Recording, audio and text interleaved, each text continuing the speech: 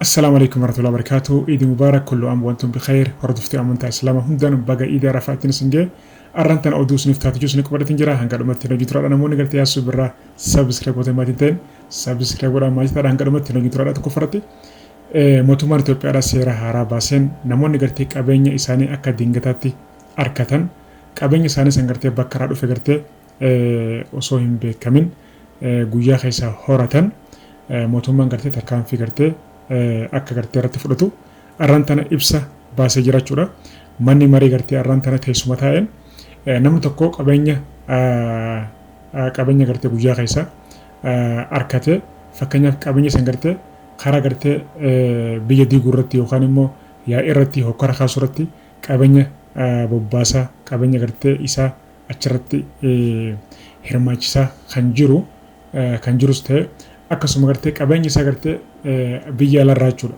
Biyya alaarraa namni tokko fakkeenyaaf biyya keessa jiraate biyya alaarraa gartee makiinaas tahee maallaqas gartee tahee itti argamee qabeenya horachuu danda'a.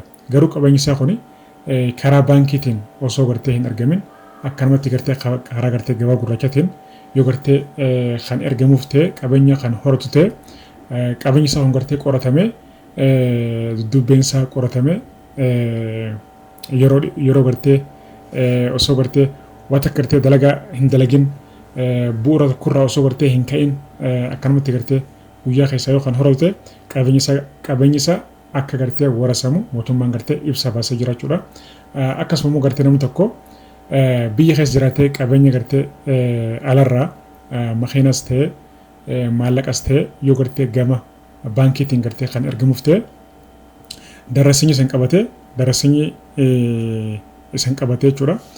Fakkeenyaaf risiitii maallaqni gartee karaa baankiitiin gartee itti ergame baankii daldala Itoophiyaatiin ta'a baankota gartee biyyaatiin ta'a san karaa gartee maallaqni itti ergame san risiitiin qabatee waajjira gartee mana murtii dhiyaate qabeenya san gartee karaa baankii Itoophiyaatiin gartee ergamuusa yookaan gartee manni murtii mirkaneesseef kan ta'e qabeenya isaa gartee hin warasamu jechuudha irraa hin fudhamu.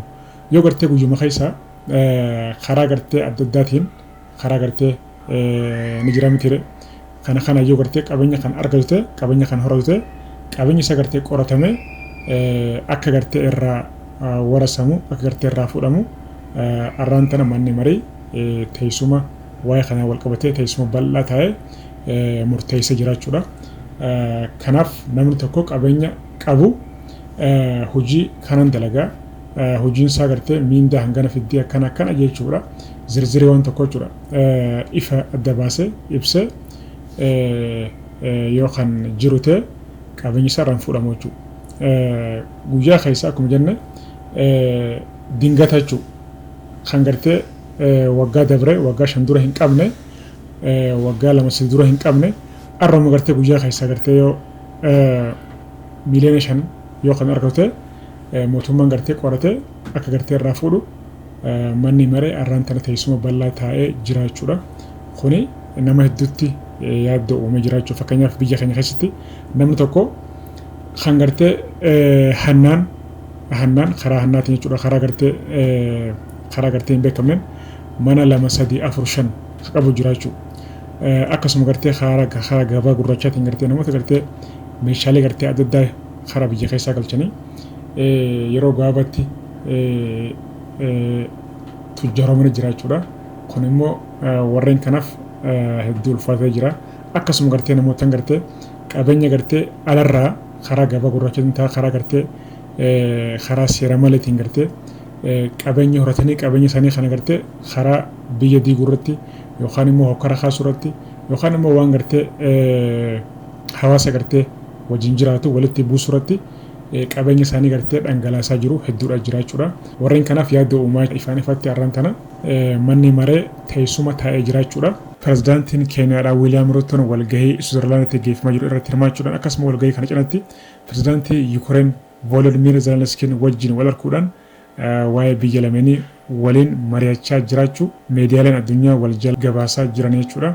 pirezidaantiin Keeniyaa Wiiliyaam Ruutoo fi pirezidaantiin Yuukireen Volodimiir Zeleniskiin wal harkanii wajjin marachuun isaanii kun addunyaadhaaf ijoo dubbii ta'ee jiraachuu. Dhumarratti waa'ee shamarran keenya biyyoota Arabaa deeman wal qabatee akkuma beekamu mootummaan waa'ee siyoosiitiin wal qabatee siyoosii dhaabbattoota dhuunfaadhaa kan duraan gartee shamarran leenjisee waraqaa ragaadhaa kennuuf walumaagalatti hunda isaa cufsiisee ture jechuudha.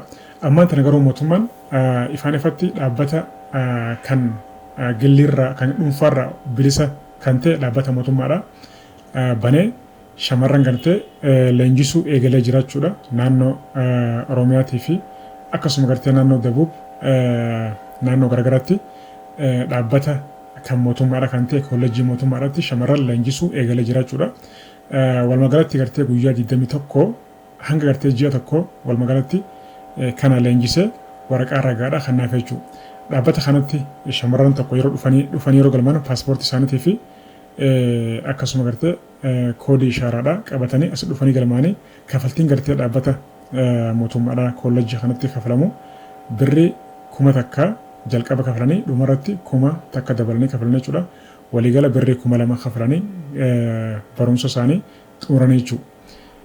Ganama sa'aatii 2 hanga 3 seenanii asrii sa'aatii 11tti barumsa isaanii xumuranii jechuudha. Kanaaf barumsa siyoosiidhaa eegalamee jiraachuudha.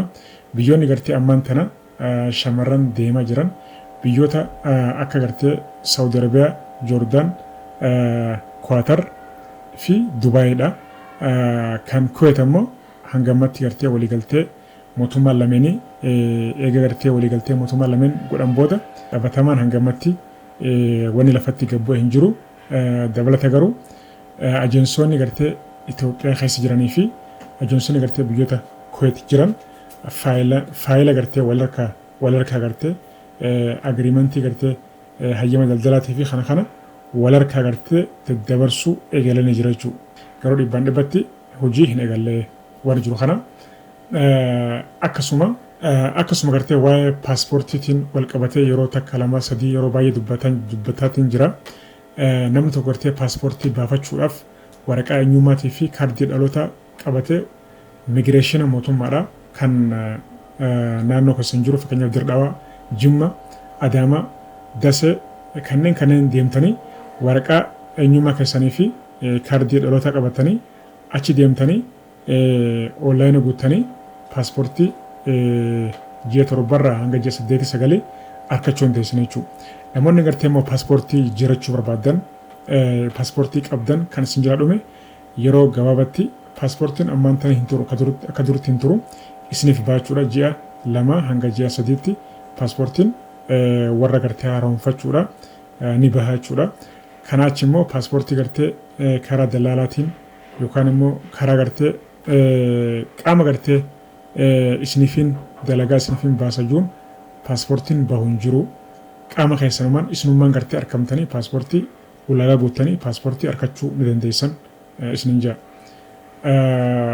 Viidiyoon kun gartee osoo tole laayik share godhaa namoonni birangaa yaasuu birraa namoonni gartee sabskiraayib gootanii maatiin ta'an sabskiraayib godhaa maayitaadha. Galataman faadha. Viidiyoon gartee hanga dhiisu yeroo hunda gartee akka isin bira ga'uuf daddafee gartee akka isin bira ga'uuf sabskiraayib godhaadha. Bakka dabalee kana tuqaa viidiyoon hanga dhiisu daayirektii daddaffiin isin bira ga'achuudha. Galataman faadha.